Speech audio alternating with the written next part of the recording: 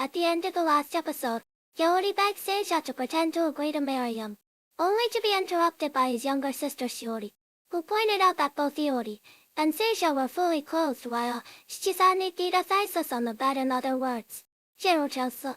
Though Shiori cleared up the misunderstanding, Yori wondered how she knew every detail as if she'd witnessed it firsthand. Shiori brushed it off, claiming she was just observant, and declared she'd never allow Yori to decide on marriage so recklessly. When Aina and the others arrived at the shop, Yori introduced his sister. Shin Shiori asked polite demeanor. Tokita and the others doubted they were really siblings. Yori insisted they looked alike, but Tokita retorted that aside from having the same number of facial features, there was no resemblance. Yori asked why Shiori had visited unannounced, since he'd already written about his life in his letters. Shiori replied that was exactly why she came to expose his lies, since no sane person would ask someone to fake a marriage. She also brought an important document he'd left at home, his cringe-worthy high school notebook. Shiori snatched it away, asking if she'd read it. Shiori admitted she'd recognized it as sheet music but, clueless about music, had asked someone to interpret it, even recording a CD of their father singing it. To prevent this blackmail material from spreading, Shiori immediately destroyed the CD. Learning Yori's family ran in here, the group asked if he'd inherit it.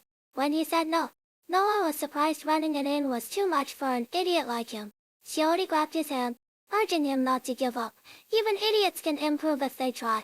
As it grew late, Shiori tried to drag Shiori to the station to send her home.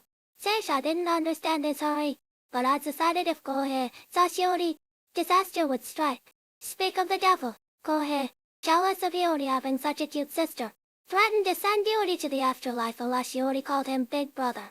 To survive, Yori begged Shiori to comply. The group decided Shiori's stay would be settled by a game with no one on Yori's side.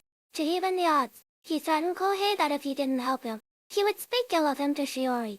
Instead, Kohei headbutted a wall, injuring himself to quit. At least the opposing team was down one player. While preparing the game, Shiori sneakily knocked Shiori out with a drugged handkerchief. With him disqualified, she won by default and stayed. The next morning, Shiori woke Yori early. Contrary to her act, she wasn't actually a doting sister. Her goal was to make him return home and inherit the inn. Her first planned home-cooked meals to stir his nostalgia, but Yori had forgotten what home tasted like. Plan B, accidentally spilling miso soup on him, then offering to bathe together to scrub his back. She hoped to embarrass him into leaving, but Nichikana was unfazed, even asking Seisha to join her later. Now it was Shiori's turn to be embarrassed. Just as she was steeling herself to keep playing the devoted brother-con role, Kohei abruptly showed up and put a stop to it all. After breakfast, Shiori resumed his diving license exam. Shiori was shocked. He, once clueless about swimming, was seriously learning to dive. The group invited her to try, but she declined, claiming no swimsuit. Nanake and CHSA offered spares, but before she could refuse again, Shiori bluntly said their sizes wouldn't fit Shiori, nearly making her drop her act.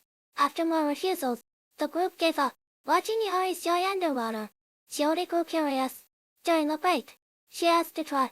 As she submerged beneath the waves, Shiori began to understand why Yori had fallen in love with diving.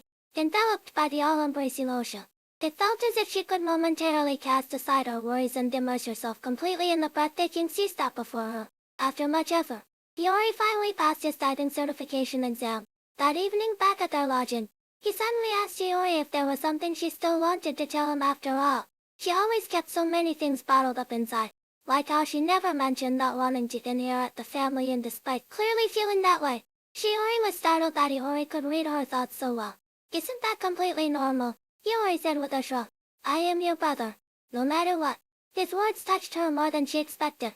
The next day, as Shiori bid farewell to everyone and began her journey home, Yori's words from the night before brought back memories of her childhood, of how he'd always been the first to find her whenever she hid away in some lonely corner.